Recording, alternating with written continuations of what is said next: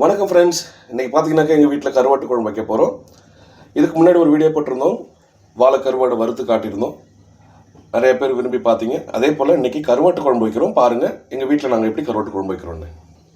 Friends பாருங்கள், இப்போ நம்ம பாத்திரத்தில் வச்சுருக்க பாத்திரத்தில் எண்ணெய் விட்டுக்கிட்டாச்சு. தேவையான அளவு எண்ணெய் விட்டுக்கிட்டாச்சு. கடுகு, வெந்தயம் சும்மா ஒரு 1/2 டீஸ்பூன். பாருங்கள், கடுகு நல்லா பொரிஞ்சு வந்துடுச்சு. இப்போ கருவேப்பிலை சேர்த்துக்கலாம். பச்சை மிளகாய் வெட்டி வச்ச ஒரு 4 வெங்காயத்தை ஆட் பண்ணிக்கலாம். பாருங்கள், நமக்கு வந்து கருவாட்டு குழம்புக்கு இது வெங்காயம் கண்ணாடி பதத்தில் இருந்தால் போதும். இப்போ நம்ம வெட்டி வச்ச தக்காளியை ஆட் பண்ணிக்கலாம். நான் ஒரு 5 தக்காளி பழம் போட்டிருக்கேன், சின்ன சின்ன தக்காளி. பார்த்தீங்கன்னாக்கா இந்த கருவாட்டு குழம்புக்கு கத்திரிக்காய் தாங்க டேஸ்ட்டு. கத்திரிக்காய் வந்து ஒரு 6 கத்திரிக்காய், சின்ன கத்திரிக்காய் பெருசு செய்கிறேன்.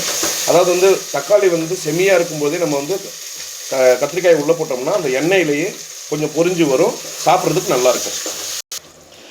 பாருங்கள், இப்போ இந்த கத்திரிக்காய் எவ்வளோ அழகாக வணங்கி வந்துடுச்சு. எல்லா கத்திரிக்காயும் பார்த்தீங்கன்னா கலர் மாறிடுச்சு, எண்ணெயும் பிரிஞ்சு வந்துடுச்சு.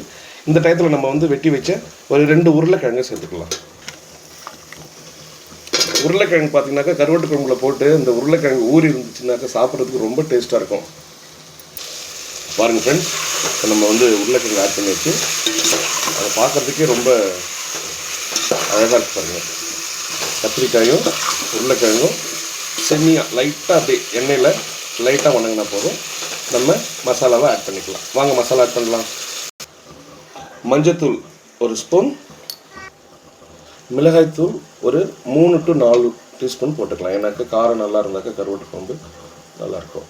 பாருங்கள், 4 டீஸ்பூன் வீட்டு மிளகாய்த்தூள். ஃப்ரெண்ட்ஸ், கருவாட்டு குழம்புக்கு முக்கியமே மிளகாத்தூள் தான். மஞ்சத்தூள் கொஞ்சம் நிறைய ஆட் பண்ணிக்கலாம். ஏன்னாக்கா அந்த கருவாடுடைய ஸ்மெல் வந்து இருக்காதுன்னு சொல்லுவாங்க. கிளறி விட்டுக்கலாம்.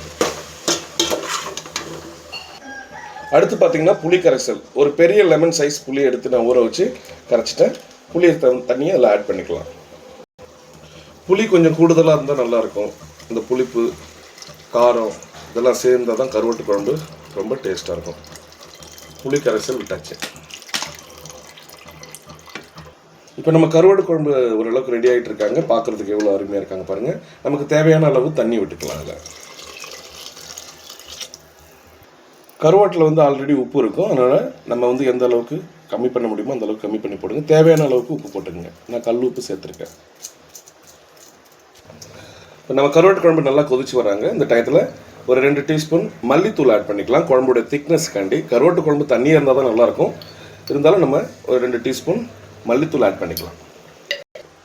உருளைக்கிழங்கு, கத்திரிக்காய் எல்லாம் வந்துட்டாங்க. நான் நசுக்கி பார்த்தேன், வந்துட்டாங்க. இந்த டயத்தில் நம்ம கருவாடை ஆட் பண்ணி சிம்மில் வச்சிட வேண்டியது தான். கருவாடு பாருங்கள், நல்லா அலசி சுத்தம் பண்ணி வச்சாச்சு. இப்போ சுத்தம் பண்ணி வச்ச கருவாடை நம்ம இதில் ஆட் பண்ணிவிட்டு சிம்மில் வச்சிட வேண்டியது. எனக்கு சிம்மில் இருந்தால் தான் கருவாடு சீக்கிரமாக வெந்துடும், இல்லைனாக்கா உடச்சிட்டு போயிடும். கருவாடை ஆட் பண்ணிக்கலாம்.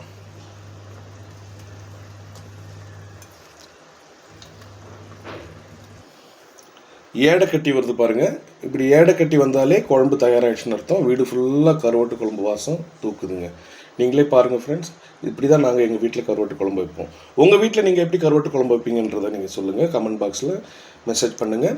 எங்களுடைய சேனலை வந்து சப்போர்ட் பண்ணுங்கள், சப்ஸ்கிரைப் பண்ணுங்கள், பெல் ஐக்கானை மறக்காமல் டச் பண்ணுங்கள். எங்கள் வீடியோஸை உங்கள் ஃப்ரெண்ட்ஸுங்களுக்கும் ஷேர் பண்ணுங்கள். கடைசியாக சொல்ல மறந்துட்டேன், கருவாடு போட்டு ரொம்ப நேரம் கொதிக்க விடக்கூடாது. நான் ஏற்கனவே சொன்ன மாதிரி கருவாடு உடச்சிட்டு போயிடும். கருவாடு போட்டு ரொம்ப நேரம் கொதிக்க விடாதீங்க. ஏடை கட்டி வந்த உடனே ஆஃப் பண்ணிவிடுங்க.